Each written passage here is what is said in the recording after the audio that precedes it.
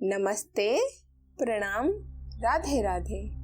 मैं आपकी सखी कविता कथा वेद में आप सभी का स्वागत और अभिनंदन करती हूँ। दोस्तों, आप सभी को योगिनी एकादशी की बहुत बहुत शुभकामनाएं। श्री हरि विष्णु आप सभी पर हमेशा अपनी कृपा बनाए रखें। दोस्तों, आज मैं आप सभी को योगिनी एकादशी की व्रत कथा सुनाने जा रही हूँ। यदि मुझसे कोई त्रुटि होती है तो कृपा करके मुझे क्षमा करना।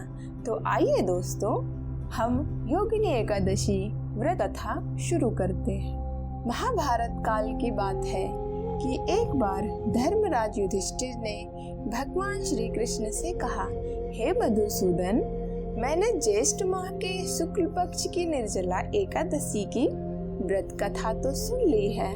अब आप कृपा करके आषाढ़ माह के कृष्ण पक्ष की एकादशी की कथा हमें सुनाइए। इस एकादशी का नाम तथा इसका महत्व क्या है, अब आप मुझे विस्तार पूर्वक समझाइए मधुसूदन। तब श्री कृष्ण कहते हैं, हे पांडुपुत्र, आषाढ़ माह की कृष्ण पक्ष की एकादशी का नाम योगिनी एकादशी है। इस व्रत को करने से सभी पाप, कष्ट, पीड़ा से हमें मुक्ति मिलती है। यह व्रत कथा इस लोक में ही नहीं अपितु परलोक में भी मुक्ति देने वाला है।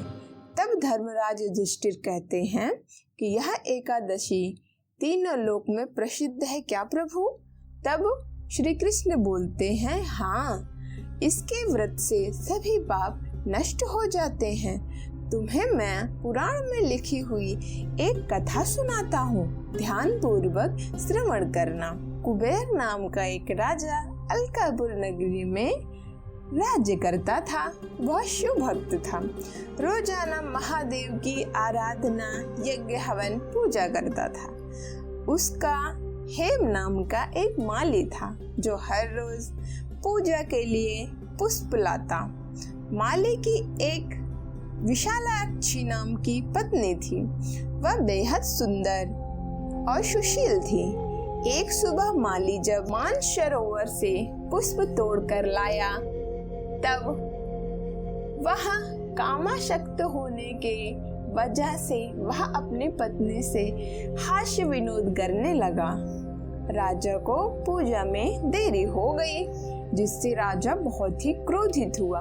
ऐसे में राजा ने माली को श्राप दे दिया।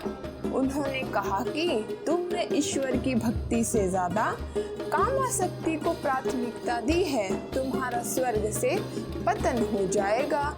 तुम धरती पर स्त्री वियोग में और कुंठ रोग से ग्रसित हो जाओगे। इसके बाद वह धरती पर आ गिरता है, जिसकी वजह से उसे कुंठ रोग भी हो जाता है और उसकी पत्नी भी उसे छोड़कर चली जाती है।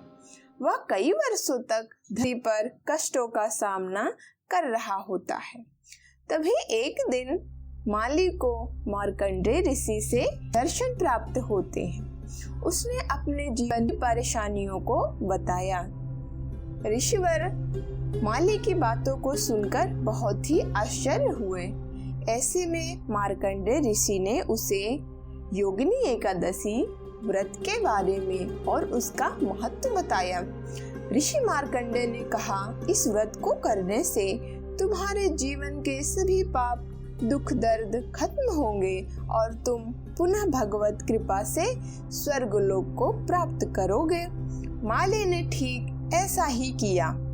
भगवान विष्णु ने उसके सभी पापों को नष्ट किया और उसे क्षमा करके पुनः स्वर्गलोक में स्थान प्रदान किया। तो दोस्तों, ऐसे स्टोरी और ऐसे वीडियोस देखने के लिए हमारे चैनल को लाइक करें, शेयर करें और ज़्यादा से ज़्यादा सब्सक्राइब करें।